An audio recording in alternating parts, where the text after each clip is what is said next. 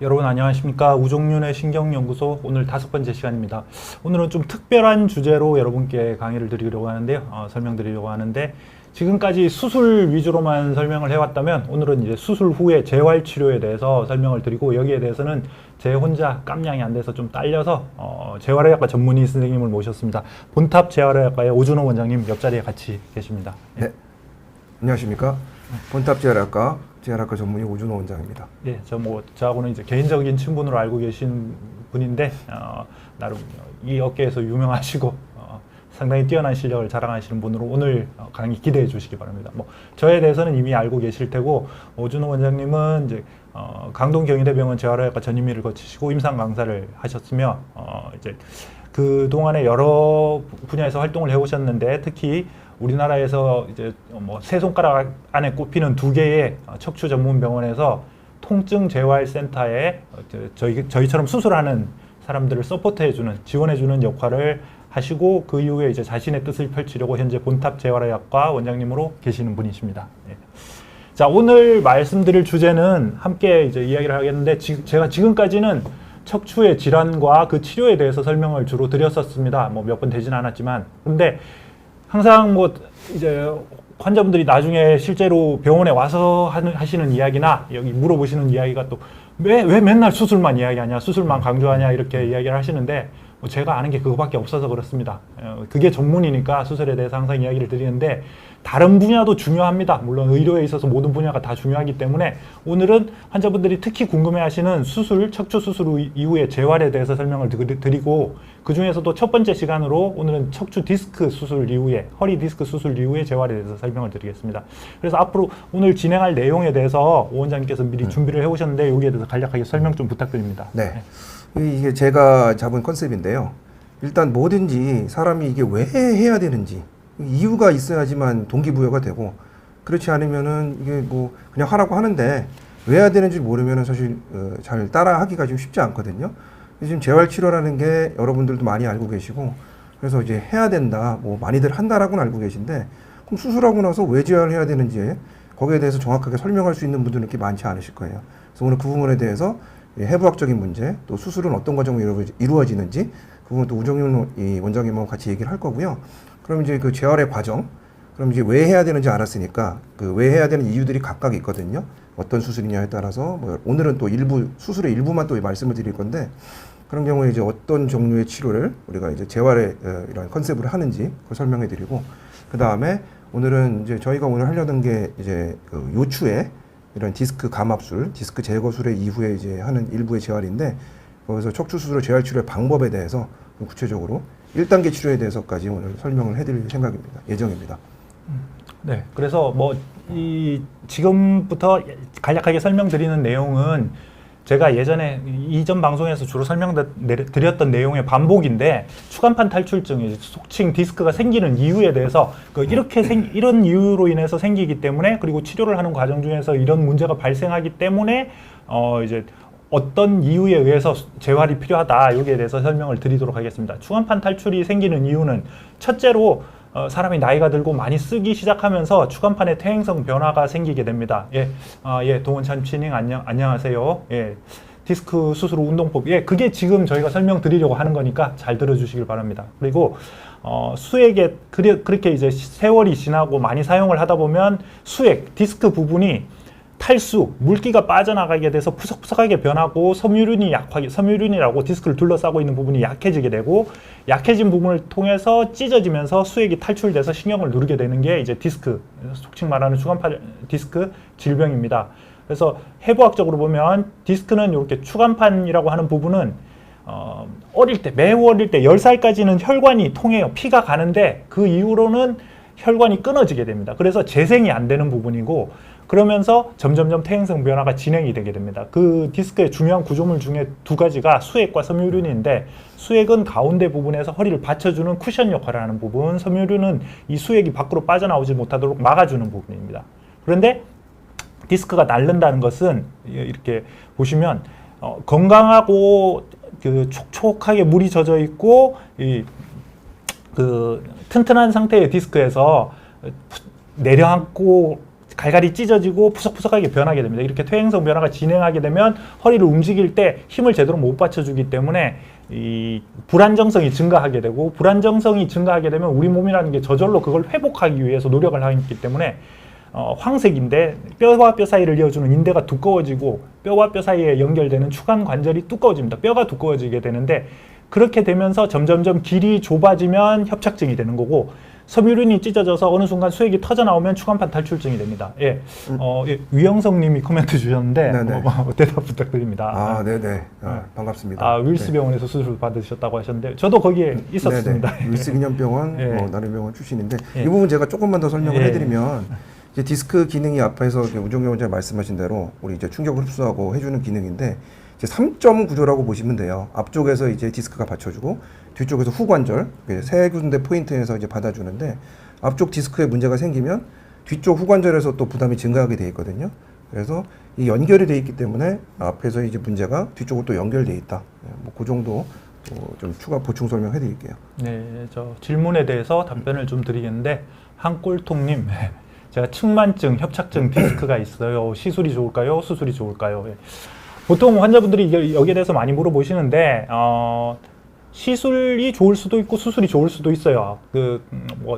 시술을 해서 좋아지면 제일 좋고요. 왜냐하면 수술이라는 건 이후에도 설명드리겠지만 우리 몸에 뭔가를 파괴하는 수술식이기 때문에 그런 파괴를 거치지 않는 시술이 훨씬 좋다고 생각을 하십니다. 그러나 효과가 없으면 안 되겠죠. 그래서 효과도 있으면서 최대한 작게 할 수 있는 방법을 이제 환자 상태를 보고 해야 되기 때문에, 뭐 내가 이런 병이 있다 어떻게 하면 좋겠냐, 점장이처럼 맞춰보라 이렇게 말씀하시면 알 수가 없고, 직접 환자를 보고 사진도 보고 이렇게 해야 알 수가 있습니다. 네네. 그리고 네, 동원참치님 사진을 보시면 이제 차이는 뭐 이렇게 보시면 잘 아시겠지만, 오른쪽처럼 이렇게 됐다고 해서 무조건 수술을 해야 되는 건 아닙니다. 디스크가 터져나와서 신경을 누르고 있을 때는 수술이 필요하겠지만, 단순히 낡은 것만으로 가지고는 모든 사람에게 있어서 수술을 하는 적응증이 되는 건 아니고, 그렇게 따지자면 길 가는 노인분 잡아와서 MRI 찍었을 때 다 이렇게 낡아 있습니다.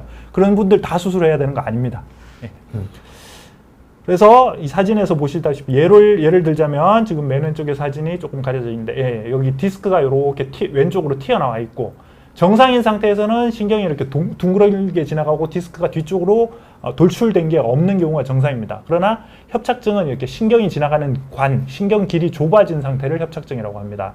그래서 해부학적으로 이런 뭐 모양이 있는데 이거는 자세히 설명드릴 필요는 없을 것 같고, 수술을 한다는 것은 이제 우리가 왜 재활을 해야 되냐, 여기에 대해서 말씀드리기 전에 우선 수술을 하는 거에 대해서 아는 것이 중요한데, 수술을 한다는 것은 여기 이렇게 길게 열어놓고 찢어 놓은 것처럼 보시다시피 뭔가를 우리 몸에 칼을 대고 파괴하는 작업이기 때문에 아무리 깨끗하게 회복이 되더라도 예전만 못합니다. 그래서 재활이 필요하다고 생각을 합니다. 정 원장님 생각은 어떠신지요? 그러니까 이제 제가 그 뒤쪽에 슬라이드로 준비를 하긴 했는데, 미리 좀 말씀을 먼저 드리면, 결과적으로 아까 그 어떤 분이죠? 누가 질문하셨죠? 시술이 좋냐, 수술이 좋냐? 누구셨지? 예, 그 부분에 대해서 뭐 이렇게 결국 원론적인 얘기밖에 저희가 못 해드리는데, 왜냐하면 환자 상태를 보고 결정을 해야 되는데, 일단 구조적인 문제를 먼저 봐야 되고요. 예를 들어서 디스크가 얼마나 심한지, 협착증이 얼마나 심한지, 그리고 육안으로 볼 수 있는 구조적인 문제를 먼저 봐야 되겠고, 근데 아까 말씀하신 것처럼 구조적인 문제가 이거는 분명히 수술이 맞을 것 같다라고 보여도, 사실 기능적으로 우리가 실제로 뭐 환자가 다리를 움직이고 팔을 움직이고 통증이 어느 정도 있고를 보는 경우도 있지만, 신경 생리학적 검사를 저희가 실제로 진행을 합니다. 그래서 근전도 검사 혹은 뭐 신경전도 검사 같은 검사들을 진행해서 실제로 신경의 변성을 우리가 눈으로 확인할 수가 있는데, 그런 부분에서 별로 그렇게 문제가 심각하지 않은 분들도 계세요. 구조적으로는 굉장히 심한데, 이럴 경우에는 예를 들면은 시술을 먼저 좀 시도해 볼 수가 있겠고요. 근데 반대로 전혀 구조적으로는 문제가 이렇게 이게 디스크라든지 협착증이라든지 혹은 관절의 그런 퇴행이 심하지 않은데, 기능적으로 굉장히 문제가 심각해서 예를 들어서 기능이 많이 떨어져서, 이런 경우에는 우리가 수술적으로 구조 변경을 해주는 게 환자의 결과에 더 좋은 경우도 있습니다. 그러니까 저 같은 경우는 예를 들어서 뭐 수술을 전공해서 공부하진 않았고 또 비수술을 지금도 계속 하고 있지만, 환자분들에 따라서 이 경우에는 분명히 수술이 유리하다. 그 얘기는 다시 말해서 나 같으면, 내가 이 상황이면은 저 같으면 수술 받겠다, 이런 식으로 이제 설명을 해드리는 경우가 분명히 있거든요.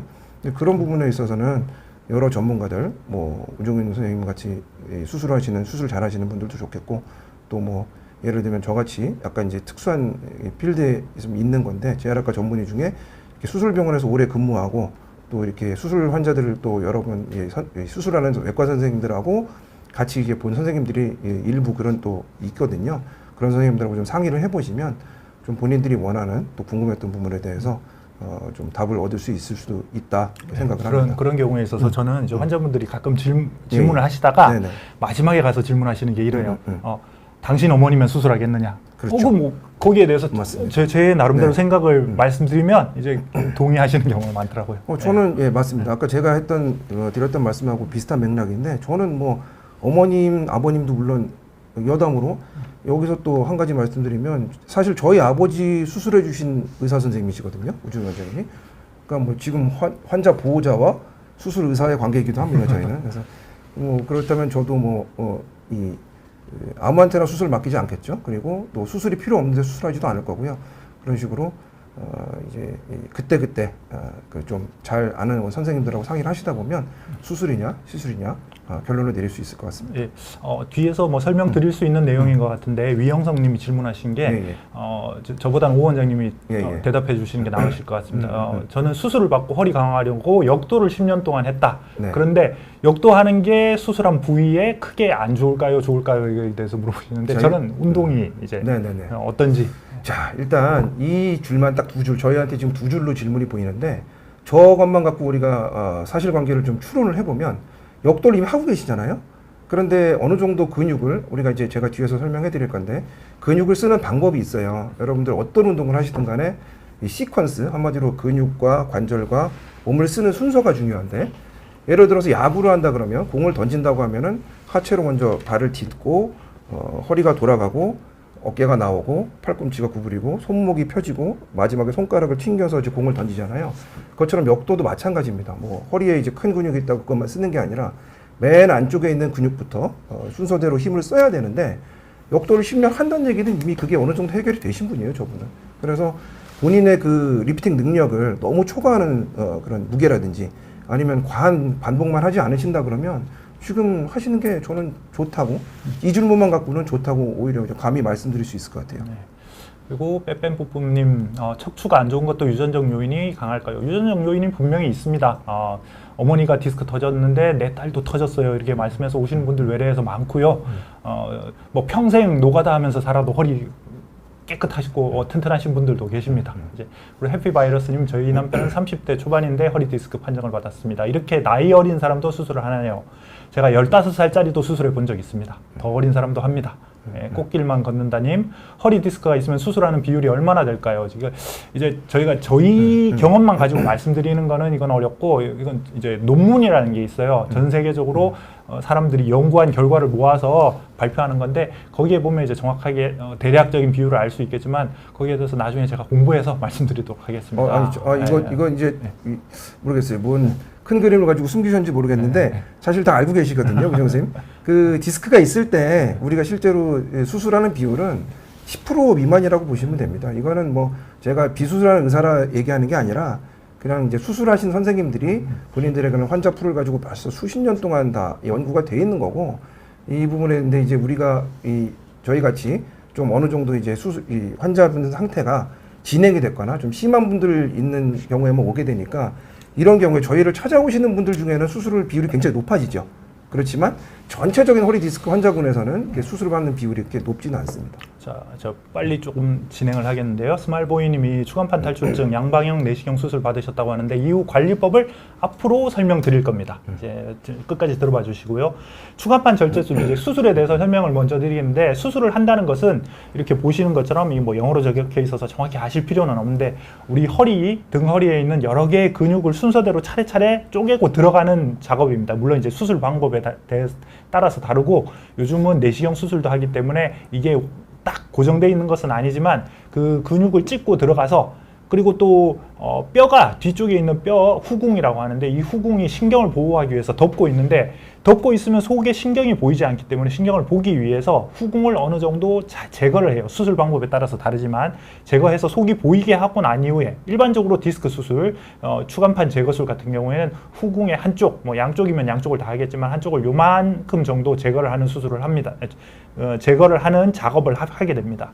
그래서 수술에 대해서 이제 동영상을 간략하게 보여드리면 지금 이렇게 뼈가 근육을 피부와 근육을 절개하고 뼈가 보이는 상태에서 작은 드릴로 뼈에 구멍을 냅니다. 이렇게 구멍을 내고 쭉쭉쭉 자르고 들어가서 속에 이제 황색 인대라고 뼈와 뼈 사이를 연결해주는 인대가 있는데 그 인대가 많이 두꺼워져 있기 때문에 그걸 잘라내고 제거를 하게 됩니다. 그러고 나면 이제 이 황색 인대 제거하는 부분이고요. 그러고 나면 속에 신경이 보이고 신경 앞쪽에 신경의 앞쪽에 디스크가 있는데 신경을 살짝 옆으로 젖히고 디스크 부분을 절개를 해서 속에 터진 디스크를 제거를 해내는 겁니다. 그래서 이런 식으로 사람 몸에 흠을 낸다는 겁니다. 수술을 하기 위해서 어쩔 수 없는 과정인데 이렇게 흠을 내는 작업이 필요하다. 그래서 수술을 하고 나면 여기 빨간 선으로 보이시는 것처럼 후궁에 구멍이 생깁니다. 그리고 협착증 같은 경우에는 이제 후궁과 황색 인대를 제거를 해서 길을 넓혀주는 수술을 하게 되고요. 그래서 최종적으로 말씀드리면 수술이란 뭐 아무리 좋게 포장을 하더라도 우리 몸에 뭔가 해를 가하는 파괴적인 술식입니다. 피부에는 상처가 나게 되고 그러면서 흉터가 생기게 되고 근육을 절개해서 손상이 되게 되고 추후에 회복이 되더라도 근육이 섬유화가 되게 됩니다. 예를 들어서 우리 팔에 이렇게 길게 찢어져서 흉이 생긴다. 이걸 아무리 예쁘게 꿰매 놓더라도 이게 약간의 섬유화가 되면서 흉터도 남을 뿐더러 움직일 때 뭔가 불편감이 남을 수가 있습니다. 뻣뻣한 느낌이 있을 수가 있습니다. 그래서 내시경 수술, 지금 누가 물어보셨는데 스마일보이님, 양방형 내시경 수술도 조직뼈를 제거하나요? 이제 들어가는 입구의 절개 정도만 다를 뿐이지 속에 들어가서 뼈에 구멍을 내고 디스크를 제거하는 건 똑같습니다. 똑같기 때문에 효과가 좋은 겁니다. 그거 제거 안 하면 수술이 아니고 제대로 되지가 않는 거예요. 그래서 내시경 수술은 근육 손상을 줄일 수는 없지만 어떤 수술 방법도 아예 없다고는 볼 수가 없습니다. 그리고 후궁판, 이제 그 뼈의 일부를 제거를 하고 황색 인대를 제거하고 추간판을 절개해서 제거를 하기 때문에 뼈를 깎아내는 과정에서 추간 관절이라고 뼈와 뼈 사이를 척추 뼈 사이가 연결되는 관절이 일부 손상이 될 수가 있고, 그리고 마지막으로 제일 중요한 게 처음에 수술을 하러 들어갔을 땐 대부분의 경우에서는 신경과 주변 조직이 분명하게 분리가 되고 여기는 신경, 여기는 디스크, 여기는 이제 그 신경 뒤쪽에 있는 지방층, 인대, 뼈 이게 분명히 분리가 되는데 한번 수술을 해놓으면 그 부분이 유착이 됩니다. 유착이라는 게 이렇게 눌어붙는 걸 말하는데 그런 유착이 생기면서 나중에 분리가 안 돼요. 그래서 신경이 움직이는 데 있어서 어느 정도 제한이, 부드럽지 못하고 제한이 생길 수 있습니다. 거기에 대해서 재활도 또 설명을 드리겠는데, 그래서 이제 왜 수술을 해야 되는가, 여기서부터는 이제 오 원장님께서 주가 돼서 설명을 해주시겠습니다. 네.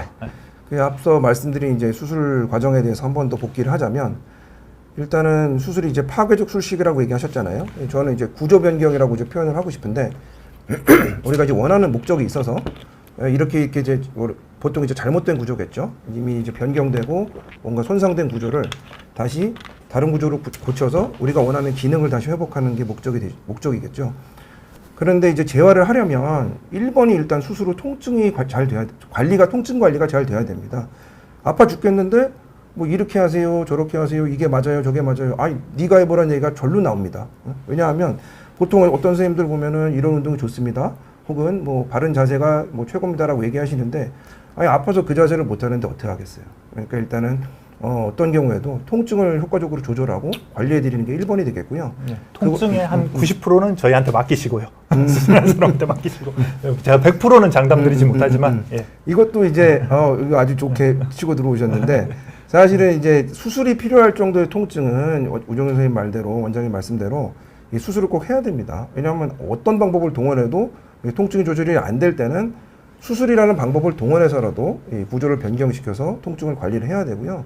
근데 이제 예를 들면은 이 수술이 없이도 통증이 이제 관리되는 경우도 있거든요. 근데 여기서 우리가 하나 또 주목하고, 또 이거는 토론이 좀 필요한 부분이고 결론을 낼 수가 없는데, 그 다음에 혹시 기회가 되면 사진을 보여드릴 수도 있는데, 예를 들어서 디스크 탈출이 생겼어요. 그래서 굉장히 극심한 통증이 있는데 결론적으로 1년이 지난 경우에 통증이 없어지는 거죠. 디스크도 많이 들어가고. 이게 디스크가 파괴된 여러 가지 방법에 혹은 이제 이런 그 형태에 따라서 어떤 경우는 1년이고 2년이고 지나도 좋아지지 않는 경우가 있고요. 이건 절대적으로 수술이 유리할 수 있고요. 근데 디스크가 터진 형태나 이런 이 양상에 따라서 시간이 지나면 버티면 좋아지는 경우가 있는데 사실 근데 여기서 우리가 의견이 갈릴 수가 있어요. 이제 우정희 원장님께 지금 저도 이제 갑자기 급작스러운 질문을 드리는 건데 그러면 1년 지나면 결국 좋아질 거 수술해야 되나요? 안 해야 되나요?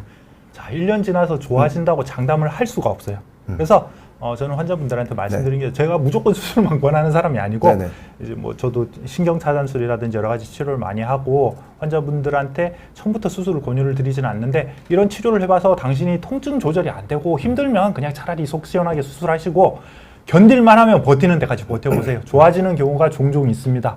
그러나 그 과정에 지내다가 더 심하게 터져서 마비가 올 수도 있고 그리고 또 통증이 영 조절이 안 돼서 아주 힘들게 1년 버텨서 좋아진다고 하더라도 그 사이에 죽을 것 같은 지옥 같은 생활을 버티면서 1년을 버틸 수 있겠느냐. 그러니까 뭐 결국은 환자분의 선택입니다. 거기에 대해서 의사는 좋은 치료를 해주고 잘 선택하실 수 있도록 계속 설명을 드리는 게 중요하겠죠. 네, 맞습니다. 이게 제가 여기서 이 얘기 때문에 질문을 드렸는데 사실 저는 그러면 1년 동안 물론 보장이 없으면 당연히 이제 그 결정하는데 좀 어려움이 있겠고요. 보장이 있다고 하더라도 이거는 누가 봐도 1년 지나면 통증이 없어지고 디스크가 다 어느 정도 흡수가 된다라고 보장이 돼 있다고 하더라도 저는 수술을 할 필요도 있다고 생각해요. 오히려 역으로 저는 수술하지 않지만 이거는 수술해서 일주일 만에 통증을 다 소실시키고요. 3개월의 이런 본격적인 재활을 통해 가지고 6개월 안에 이 사람이 통증에서 해방이 될 수 있다면 이걸 수술 안 할 이유가 없는 거죠. 근데 대신에 그 아까 말씀드린 파괴적인 수식이기 때문에 구조 변경이 일어날 수 있거든요. 뭐 후공도 좀 일부 절제되고 수술 과정에서 뒤쪽 관절도 좀 소실될 수 있고 여러 가지 우리가 좀 단점들이 있는데 그 단점을 상쇄할 수 있다면 1년이라는 세월을 3개월 혹은 6개월을 줄일 수 있다. 그러면 우리가 이게 1년 만에 좋아질 걸 왜 수술했냐. 꼭 그렇게만 볼 문제는 아니다. 오히려 이런 경우는 이제 저같이 수술하지 않는 의사가 말씀드렸을 때 오히려 좀 객관적이지 않을까. 우종현 원장님 도와드리러 말씀드리는 건 아니지만 하여튼 그런 생각을 가지고 있습니다. 그래서 이제 두 번째 수술의 목표인 구조 변경의 관리인데 이건 무슨 말씀이냐면 화면에서 보이시겠지만은 이게 여기 요거 이제 스크류라 그러죠. 이제 나사못을 우리 이제 허리에 이제 고정해서 시켜서 위쪽 지금 사진 같은 경우에는 5번하고 천추 1번 고정이죠. 그래서 안쪽에 이제 케이지를 집어넣어서 고정한 수술인데 이런 수술 같은 경우에는 저 분절 5번과 1번의 분절, 5번 요추 5번과 천추 1번의 분절의 과도한 움직임 혹은 잘못된 이런 움직임이 환자의 신경을 괴롭힐 때 그럴 때 이제 저런 이제 유압술을 시행하게 되거든요. 유압술을 시행하는데 그러면 유압술을 시행한 것 때문에 생긴 문제를 우리가 해결하는 게 또 재활도 되겠지만 저 유압술 자체가 유압술로 잘 유지가 되도록 또 도와줘야 됩니다. 왜냐하면 저게 유압술 한마디로 저 두 5번과 1번의 분절의 활동을 우리가 은퇴시키기 위해서 저런 이제 큰 수술을 했는데 저게 제대로 유지가 안 되면 다른 이제 예를 들어서 유연성이나 무슨 근력을 만들겠답시고 저 부분 수술을 방해하는 혹시나 재활이나 이런 잘못된 운동을 하시게 되면 그게 또 굉장히 큰 낭패거든요. 그래서 이런 우리가 목표로 애초에 목표로 한 수술 그 수술이 그대로 목표를 유지할 수 있도록 도와주는 것도 이제 재활의 목적이 되겠고요. 그 다음에 수술로 소실된 아까 말씀드린 뒤쪽의 뼈판이라든지 관절이라든지 그리고 필연적으로 발생하는 근육의 손상, 또 인대의 손상, 또 힘줄의 손상들을 수복시키고 그다음에 왜냐하면 이제 다른 근육의 기능을 통해 가지고 일부 근육의 이 다른 기능을 또 우리가 이제 상쇄할 수 있고 보충할 수 있거든요.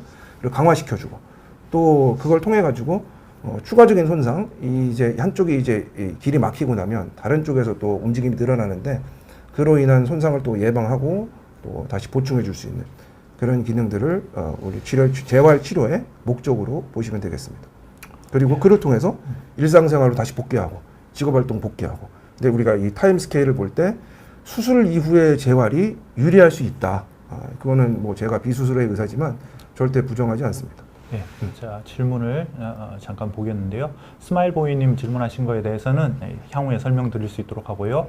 이정희님은 2019년 9월에 디스크가 터져서 수술을 했는데 그 이후에 재활을 받지 못하고 지금껏 재활을 안 하고 있다. 이제 지금이라도 하는 게 뭐 늦어도 하는 게 좋다고 생각하는데 어떠신지? 물론입니다. 예. 당연히 늦어도 하시는 게 맞고요. 예. 뭐 저는 이제 환자분들한테 이런 이 운동에 대해서 설명해 드릴 때 그리고 또 치료에 대해서 치료 효과에 대해서 설명해 드릴 때 다이어트를 많이 그런 이제 비유를 하거든요. 뭐 살 빠졌다고 해서 이게 끝이 아니라 계속 관리하셔야 되잖아요.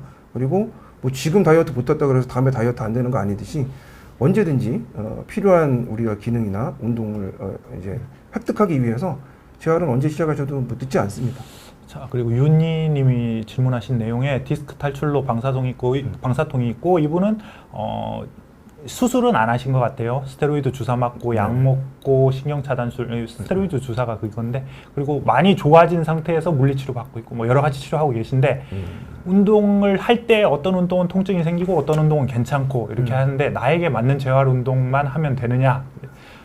제 생각은 제 견해는 운동을 했을 때 통증이 유발되면 그 운동은 하면 안 된다고 생각을 합니다. 그 대원칙으로 맞습니다. 그래서 뭐 어떤 운동이 좋냐 여기에 왕도는 없다고 생각을 하고요. 맞아요. 일반적으로 코어 그 강화 운동이 좋은데 그 중에 나에게 맞는 운동을 하시면 될 거라고 생각을 합니다. 네. 자, 이제 우리가 시간이 조금 빨리 진행해야 될 필요가 있을 것 같고요. 중요한 거 나왔네요. 이제 키머슬에 대해서 설명하시겠는데 이제 코어 근육이죠. 코어 근육인데 이제 이 코어 근육이라는 거는 뭐 우리가 이 인터넷에 뭐 그냥 코어 근육이라고 치기만 해도 뭐 어떻게 구성되는지는 다 나옵니다. 뭐 한글로 구성된 사이트든 뭐 영어 사이트든 다 나오는데 설명을 좀 해드리면 그 위쪽에 이 우리가 횡격막을 통해서 천장을 만들고요. 그다음에 아래쪽에 골반 기저에 또 근육들이 있거든요. 그래서 그 근육들로 위아래를 만들고 주변에 이제 복근과 등 근육으로 이제 좌우를 이제 둘러싸서 하나의 이 가장 몸속의 트렁크의 몸통의 가장 안쪽에 있는 기본이 되는 이제 근육 구조를 말하는데 이게 지금 화면에서 보시면은 이렇게 이 복근 같은 경우에 옆에 있는 복근들이 이제 층이 있어요. 층이 이제 얘는 안쪽에 있는 근육이 있고 중간에 바깥에 있는 근육이 있고 뒤쪽도 이제 근육들이 층을 이루어져 있는데 이게 아까 처음에 말씀드린 대로 시퀀스가 있습니다.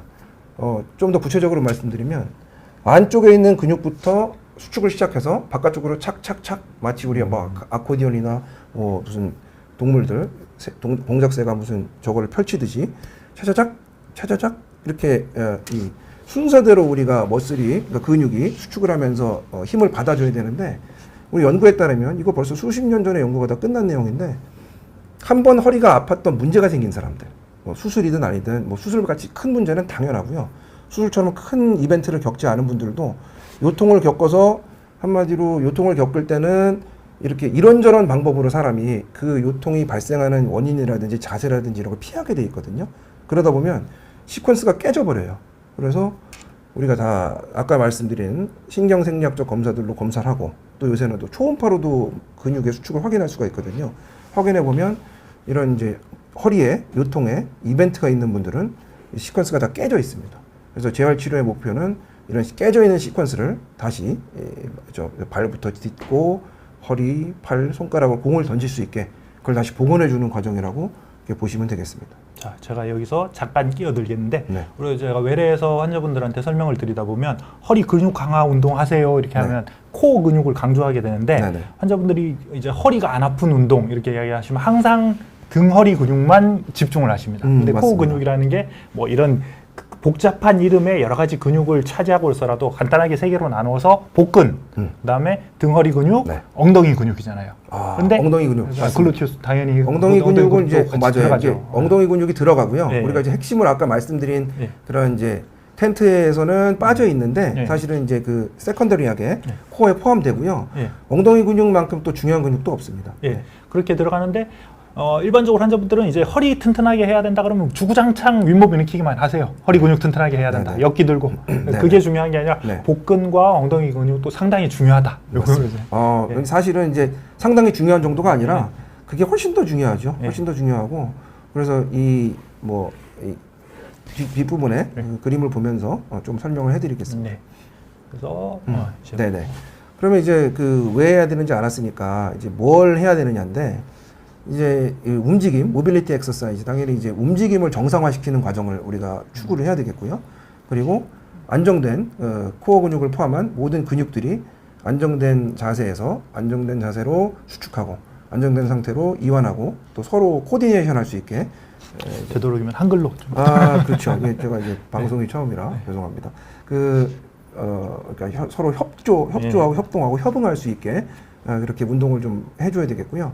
그다음에 이런 생각에 대해서 조금 이제 뭐라 그럴까 생각 못 하실 수가 있는데 신경의 이런 움직임에 대해서 굉장히 우리가 신경을 쓰셔야 돼요. 아까 이제 제가 말씀드린 유착. 맞습니다. 유착이 일단 수술 부위부터 시작되기 때문에 이 부분에 대해서는 아마 우정현 선생님도 잘 알고 계실 거고 전에 뭐 얘기하신 적도 제가 있는 걸로 알고 있거든요. 그래서 우리가 이제 몸속에 있는 신경들이 계속해서 내가 팔을 움직일 때, 뭐 다리를 움직일 때 목에서부터 시작돼서 계속 안쪽에서 이게 움직이게 돼 있어요. 이게 글라이딩 한다고 표현을 하는데 그래서 이게 예를 들어서 이렇게 팔을 들어 올리면은 쭉 스트레칭 되고 팔을 또 내려올 때는 다시 또 수축하게 되고 이런 식으로 근육과 근육 사이를 계속 신경이 자유롭게 움직여야 되는데 한마디 수술 이후에 유착이 생기게 되면 그 수술 부위부터 저기까지 가야 되는데 못 움직이잖아요. 잡고 있으니까 못 움직이고 중간중간 그 떨어진 신경 기능에 의해서 그 신경이 각 근육들을 장악하는 한마디로 조절하고 이렇게 도와주는 역할이 떨어지거든요. 그러면 그 근육들이 경직되면서 또 혹은 또 뭐 여러 가지 이런 좋지 못한 상황을 만들면서 이 신경의 글라이딩을 방해합니다. 그러면 그게 당시 방사통으로 이어지고 계속해서 운동을 또 방해하는 악순환으로 이어지게 되죠. 그래서 이제 신경 스트레칭하는 그런 개념에 대해서 우리가 좀 꼭 오늘 이 시간에 좀 유념을 하시는 게 좋겠고요. 네. 제가 좀 막말로 말씀드리면 네. 수술하고 나면 유착이 발생을 하게 되는데 유착이 한번 생기버리면 끝이에요. 거기서 우리가 뭘 해가지고 풀어준다 이런 건 없습니다. 그러니까 100% 풀어주는 건 없고 없어요. 초기에 네. 그러니까 운동을 할 때 유착이 완전히 고정이 되기 전에 초기에 운동을 하는 게 중요하고 거기에 대해서 이제 향후에 오 원장님께서 슬라이드를 준비해 오셨는데 네네. 초기 운동을 어떻게 해야 되는가 이걸 향후에 보시면 자세히 설명을 드릴 겁니다. 네네. 그리고 일단 유착 부분에 대해서 얘기가 나온 김에 우리가 또 이제 뒤에서 오해하실 수가 있어서 조금만 제가 첨언해드리면 사실 뭐 아예 없는 건 아니고요. 근데 전체적으로 이게 맞는 말씀인데 예를 들어서 유착이 생겼다 그러면 이제 3차원적으로 360도 예를 들어서 우리가 신경이 있고 이렇게 중추신경이 있고요. 척수가 있고 말초신경 우리가 신경근이 있다 그러면 우리 수술이라는 거는 전체적으로 우리가 속된 말로 우리끼리 하는 말로 손이 탔잖아요. 손이 타고 나면 유착은 이제 크게 다 생기는데 이걸 일부 풀어주는 휴식들은 이미 하고 계세요. 우정현 선생님도 잘 하시고 저도 이제 하는데 이제 우리가 신경 유착 박리술이라 그래서 뭐 이렇게 물리적으로 카테터로 풀어주는 것도 있고 아니면 약물로 풀어주는 것도 있어서 일부 우리가 개선을 시킬 수가 있는데 절대적으로 모든 유착 부위를 다 풀어줄 수 있는 방법은 사실 없는 게 맞죠. 네, 맞습니다. 네. 다음으로 넘어갈까요? 네. 네. 다 질문에서 대해서 긴 짧은님 다리에 쥐가 잘 나는데 심장 판막 역류증 판정을 받았다. 뭐 혈액 순환이 안 좋으면 쥐 나는 원인이 될 수가 있습니다. 그런데 저희가 여기서 오늘 주제하고는 좀 상관이 없어서 그런 혈액 순환 혈관 외과 쪽에서 한번 진찰을 받아보시길 권유를 드립니다. 자, 다음 진행해 주시죠. 네네. 그래서 그 다음에 이제 우리가 운동을 이거는 이제 그 뒤에 연작이 만약에 하게 되면 또 설명을 해드릴 건데 좀 이제 수술을 이제 구별했어요. 그래서 그 디컴프레션 하는 이제 감압술, 이건 아까 협착증이 있을 때 뒤쪽에 후공을 열어서 지금 막혀 있는 신경을 뚫어주는 수술이 있겠고요. 이럴 때 당연히 손실된 구조를 이제 보충하기 위해서 이런 강화 훈련 혹은 이제 유연성 훈련 같은 거 한다는 얘기고요. 그 다음에 이 디스크 수술을 또 디스크를 제거했을 때 할 수 있는 운동들 또 아까 얘기한 유합술, 아까 스크류 사진 보신 것처럼 그 분절의 기능을 아예 우리가 이제 은퇴를 시키는 그 둘을 이제 더 이상 움직일 수 않게 만드는 했을 때 그럼 다른 부분을 또 보충해줘야 되기 때문에 요추 같은 경우에는 이제 흉추의 움직임을 좀 우리가 또 향상을 시켜준다든지 또 아까 말씀드린 대로 이 수술한 부위의 또 안정화도 또 중요하겠죠. 그리고 MISS라는 건 뭐냐면 이제 미니멀 인베이시브 스파인 서저리 최소 침습 수술 방법입니다. 그래서 이게 뭐 여기에 이제 아까 얘기한 PELD는 내시경 같은 것도 일부 포함이 되고요. 그다음에 여러 가지 아까 말씀드린 시술 같은 것들도 뭐 이런 범주에 좀 들어가는 것들이죠. 여기서는 또 우리가 특이하게 굉장히 좀 뭐랄까 미니멀 그러니까 작은 최소의 우리가 이런 중재를 가했기 때문에 뭐 조금 쉽게 우리가 생각할 수 있지 않느냐 생각하실 수 있는데 여러 연구와 문헌에 의하면 이럴 때도 오히려 그 신경이 굉장히 광범위하게 이런 터치를 받은 상태이기 때문에 더 움직임을 좀 제한해서 그런 신경이 안정화될 때까지 우리가 좀 보조를 좀 해줘야 된다는 또 그런 이론이 또 있습니다. 네, 재밌는 질문이 들어왔는데요. 네네.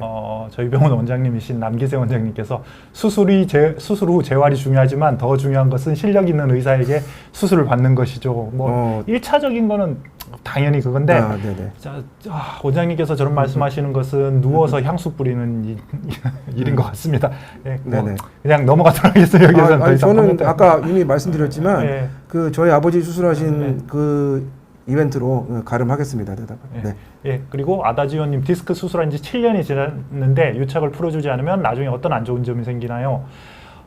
유착은 뭐 필연적으로 생기게 돼 있습니다. 그 풀어주지 않는다, 풀어준다 이런 게 아니라 어느 정도 다소간의 차이는 있겠지만 누구나 다 생기게 되는데 그게 증상이 없다면 굳이 유착 박리술 이런 걸 할 필요는 없고 다만 꾸준한 스트레칭은 향후에 유착이 더 진행되거나 있던 유착을 완화시켜주는 데는 도움이 될 겁니다. 네. 그리고 공공님 중앙 디스크 탈출증이고 비수술 치료로 5개월간 지켜보다가 통증이 좋아지셨고 일주일 전 무리를 해서 또다시 악화가 되었다.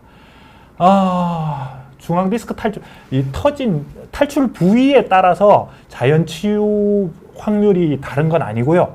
이게 섬유륜을 찍고 탈출을 했느냐 아니면 섬유륜 내에 갇힌 채 탈출됐느냐 여기에 차이가 있다고 봅니다. 그래서 뭐 MRI 사진을 저희가 직접 보면 어느 정도 이제 어드바이스를 해드릴 수는 있겠지만 뭐 그 위치하고 반드시 일치하는 것은 아니다. 이렇게 이 부분 제가 조금 더 보충 설명해드려도 될까요? 예. 네.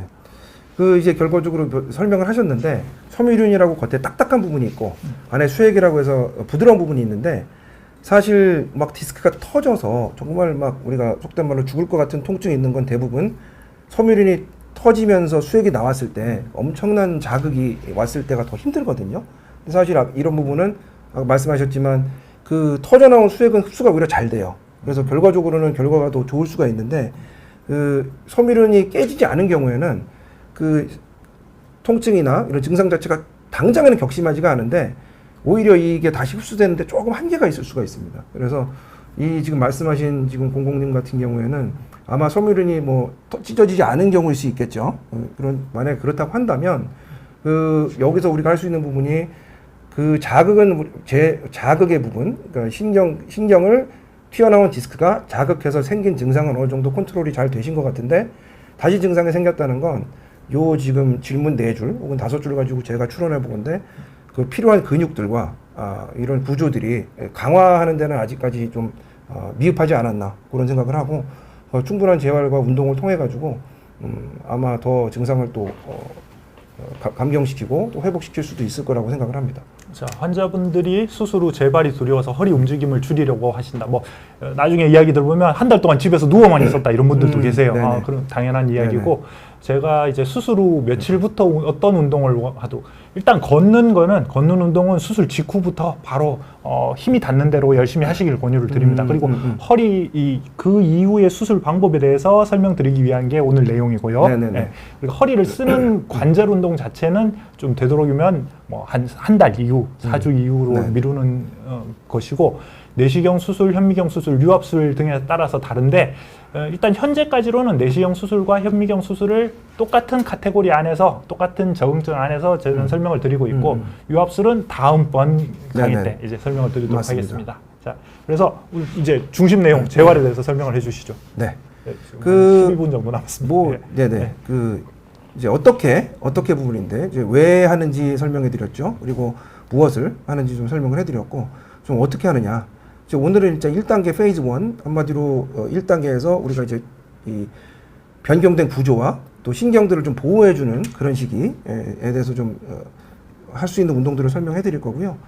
그리고 제가 이제 뒤에 보시면 아시겠지만 2단계와 3단계에 대해서는 구체적으로 이제 안 보여 드릴 거예요. 이제 저는 이게 약간 저만의 생각일 수도 있는데 이 부분부터는 좀 전문적인 케어를 받으셔야 돼요. 그러니까 전문가랑 같이 운동을 하신다든지 계속 감시를 받으면서 하셔야지 이거 그냥 막 이렇게 하세요 해가지고 여러분들이 그냥 편하게 하시다 보면은 오히려 안 하니만 못한 결과가 굉장히 많이 나올 수 있거든요. 그래서 오늘 설명드린 몇 가지 사진과 컨셉들은 혼자서 하셔도 그렇게 문제가 되지 않는 부분들, 그리고 좀 개념을 잡기 좀 편하신 부분들을 좀 설명을 해드릴 거고요.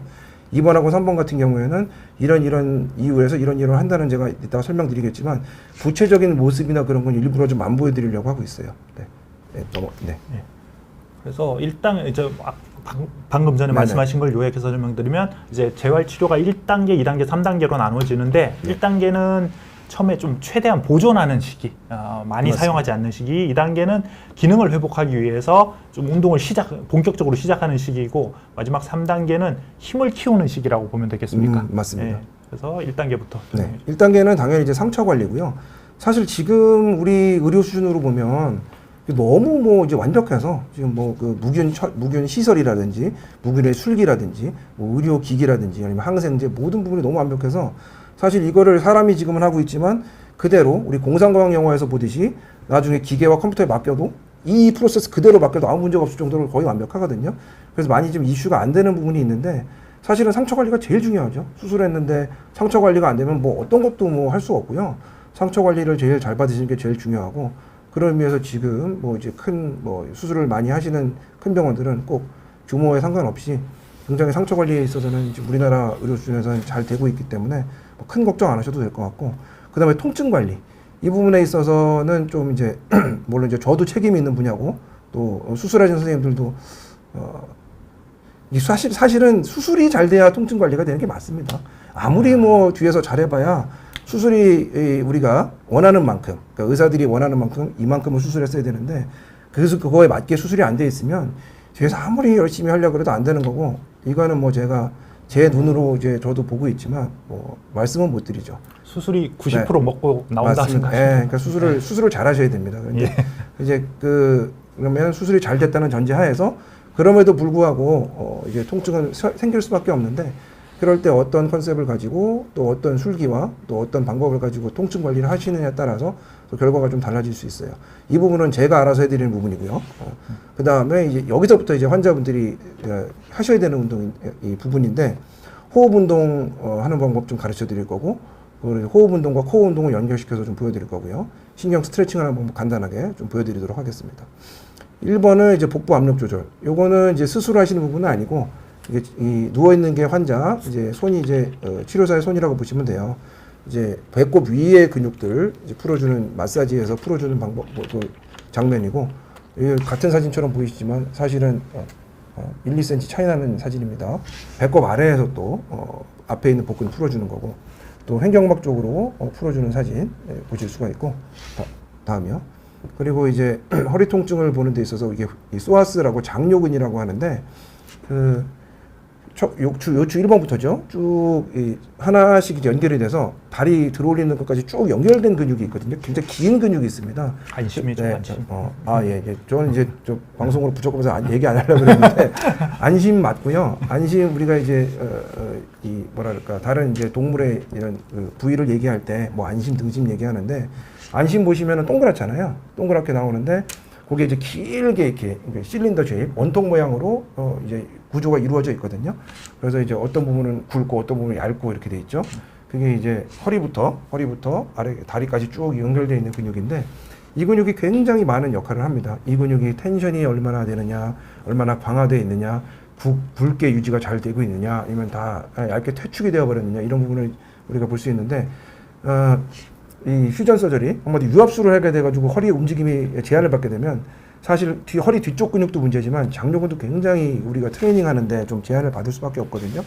그래서 이런 부분들, 장요근하고 뒤쪽에 이제 요 방형근이죠. 한글로 QL이 뭐죠? 한글로 뭐였죠? 그러니까 한글로 하여튼 뭐 있습니다. 등심 아닙니까? 죄송합니다. 이제 아니 하여튼 저희가 저희끼리 뭐 하다 보면 또 한글에 좀 취약한 부분이 일부 있습니다. 그래서 요 근육들을 좀 이제 풀어주는 마사지하는 모습이고, 그리고 이제 어덕터는 이제 고관절을 이제 안쪽으로 이제 당기는 근육들인데, 그 부분의 경직 때문에 허리의 움직임이 제한되는 경우가 많이 있거든요.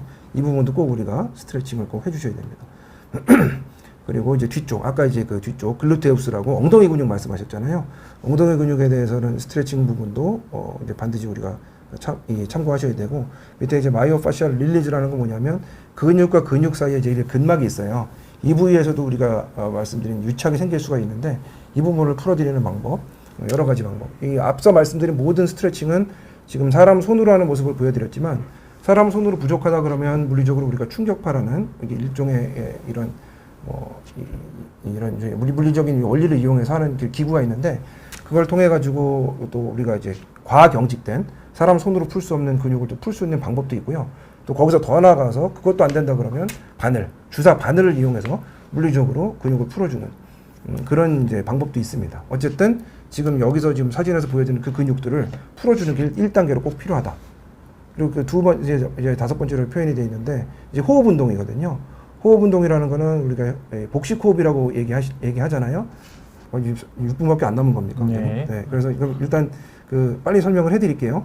횡격막 호흡이라고 해가지고 복식 호흡인데 과거에서부터 이제 우리가 복식 호흡을 강조한 여러 가지 컨셉들이 있죠. 그런 것처럼 여기서 이제 복식 호흡이 우리가 이제 코어를 만드는데 아주 핵심적인 게 되겠고 이 흉식 호흡이라고 해서 흉곽만 이용하는 게 아니라 배를 이용해서 배를 복근이 충분히 등에 붙을 때까지 숨을 내뱉었다가 다시 배가 부풀어 오를 때까지 이제 호흡을 들이마시는 그런 이제 호흡을 얘기하는 거고 그다음에 처음에 하실 때는 안 하시던 분들이 하다 보면은 어지러움이 생긴다든지 여러 가지 또 어려움이 있을 수 있거든요. 이것도 옆에서 누가 좀 전문가가 봐주는 상태에서 처음에 훈련을 하시는 게 중요하다고 하겠습니다. 네. 자, 질문 답변 드리겠는데 네네. 스마일보이님 뇌전증이라는 게 아마 경기하는 걸 말씀하시는 것 같은데 급작스러운 움직임으로 인해서 디스크가 악화되고 더 터지고 이럴 수가 있고요. 크게 헛기침만 하고 또 디스크 터져서 오시는 분들이 있기 때문에 그런 걸로 인해서 악화되거나 재발될 수는 있습니다. 그리고 최윤신님은 4, 5번 디스크 수술 받아서 2달째 약 복용하고 있다. 얼마나 먹으면 되냐? 안 아프시면 안 드셔도 됩니다. 아프니까 먹는 거겠죠. 거기에 대해서는 이제 수술하신 선생님께 한번 상담을 받아보시는 게 좋을 거고요. 최앨리스님은 내시경 수술 이후에 꼬리뼈 쪽 발 뒤꿈치가 아파서 진통제 계속 먹고 있다. 3개월째인데 계속 아프시다면 다시 한번 MRI 검사를 해보시는 것도 도움이 될 것 같습니다. 예. 다음으로 이제 코어 익서사이즈에 대해서 설명해 주시죠. 그래서 이게 이제 가장 중요한데 혼자서 하시면서 좀 안전하면서 또 제가 이제 환자분들한테 처음에 1단계 운동을 설명해 드릴 때 심심한 운동이라는 표현을 해드리거든요. 우리가 운동이라고 하면 굉장히 동작도 크고 뭔가 이렇게 어렵기도 하고 좀 이렇게 좀 하는 것 같은 그런 운동들을 생각하시는 경우가 많은데 사실 처음에는 굉장히 심심한 운동, 어떻게 보면 좀 지겨울 수도 있는 그런 운동들을 좀 굉장히 정확한 동작으로 하셔야 돼요. 그 중에 좀 안전하면서도 우리가 핵심되는 운동이 이제 골반의 꼬리뼈를 이제 위쪽으로 들어 올리는 거예요. 처음에 해보시면 굉장히 잘 안 됩니다. 그냥 이 엉덩이를 들어 올리시는 게 아니고 엉덩이 뒤에 가장 튀어나온 부분은 붙어 있으면서 꼬리뼈를 들어 올리는 근육, 운동. 요거를 이제 이 호흡 운동하고 같이 하시면 우리가 아까 얘기했던 그 코어 근육들이 동원이 되거든요. 그 과정에서. 그러면 그 운동이 좀 가장 핵심적인 운동이라고 보실 수가 있고, 그 다음에 이 밑에 이제 우리가 이제 윗몸 일으키기라고 하죠. 이거는 사실은 여러 가지 이제 설이 있는데 처음에 이 시작된 게 예전에 이제 2차 세계대전 이전에 미 해병대에서 훈련하면서 만들어졌던 얘기가 있는데 지금 안 해요. 미 해병대에서도 안 합니다. 안 하니까 이 잘못된 운동으로 이미 판명이 났거든요. 윗몸 일으키기 그냥 하지 마세요. 똑같은 내용이고요. 같은 내용입니다. 네. 그래서 요거 잠깐 보시면 뉴럴 스트레치 중요하죠. 여기에 대해서. 네, 이게 이제 우리 허리에서부터 다리까지 이어지는 큰 이제 긴 우리가 이제 무슨 신경이라고 그러죠? 좌골 신경이라고 그러죠. 네. 좌골 신경이라고 하고 큰 우리의 신경이 있는데 이렇게 이제 바른 자세에 누워가지고 다리를 한쪽은 이제 구부리고 한쪽 다리를 편 상태에서 들어 올리는 거예요. 보여드리면은 클릭하세요. 네. 그래서 쭉 들어 올리면서 이제 발 움직이는 게 보이실 거예요. 저렇게 처음에는 발을 구부리고 할 때 통증이 좀 오실 수 있거든요. 그렇지만 이제 처음에 다리 찢기 할 때 우리 잘 안 되듯이 이게 계속 스트레칭을 해주셔야 되고요. 다음. 예. 옆으로 누워서도 이제 마찬가지로 쭉 마지막에 이제 발목으로 움직이는 부분. 그다음에 이제 스트레칭의 컨셉트는 잘 아시는 분들이 있겠지만 그냥 까딱까딱 빨리빨리 진행하시면 안 되고 천천히. 그리고 마지막 엔드레인지에서 꼭 좀 시간을 좀 만드셔야 되고 그 다음에 다시 천천히 돌아오시는 거. 시작할 때 마지막까지 가는 과정도 그렇지만 다시 돌아올 때도 꼭 시간을 잘 지켜주셔야 돼요. 그리고 앉아서 하는 운동도 마찬가지로 보여드리면 앉아서도 이런 식으로 쭉 하고 또 이런 경우에는 이제 전체적으로 뒤쪽에 있는 구조 척추가 이제 연결이 돼 있잖아요. 그 부분에 대해서 스트레칭하는 부분도 보여드리고 있습니다. 이거 좀 약간 어드밴스드 조금 앞에 거가 다 완성이 되신 분들이 하시는 게 좋겠고 그래서 이제 2단계로 넘어갈 때 그 이제 몇 가지 이제 우리가 평가하는 부분들이 있거든요. 그래서 이 부분을 평가하고 그다음에 이제 2단계로 넘어갈 수가 있습니다. 이 부분은 특히 또 전문가들하고 같이 동반해서 하셔야 되겠죠. 네, 저 시간이 다 돼가서 네네. 질문에 대해서 답변을 드리고 이제 뭐 남은 부분은 다음 주에 다음번에 할 때 또 네네. 보충을 해드리도록 하겠는데 네. 이제 스마일보이님이 수술 후 흡연 음주는 안 좋나? 흡연은 무조건 안 좋습니다. 혈액 순환이 저하되기 때문에 담배는 백해무익합니다. 그리고 음주는 뭐 작게 한두 잔 드시는 거는 혈액 순환 효과도 있고 좋다 이렇게 말씀드릴 수도 있지만 술 한 잔 먹어도 된다고 했을 때 한 잔 먹는 사람이 없습니다. 말술을 마시게 되기 때문에 초기에는 술 드시지 마시기 바랍니다. 그리고 아다지오님 7년 전 수술 후 재활 운동 안 했는데 작년에 또 재발돼서 치료받고 재활 운동 하고 싶으시면 찾아가십시오. 네, 수술은 남기세 명은 우종륜, 재활은 본탑 재활. 예, 그런 이야기는 좀. 네. 예. 그래서 아까 말씀드렸지만 2단계, 3단계는 이제 전문의의 도움을 필요로 하기 때문에 조금 더 옆에서 지켜보면서 자세히 하는 게 좋고 1단계 가벼운 스트레칭 위주로 우선 하시는 게 좋고요. 향후에 두세 번 더 만나 뵙고 또 자세히 설명드리도록 하겠습니다. 오늘 감사드립니다. 네, 감사합니다. 수고하셨습니다. 네.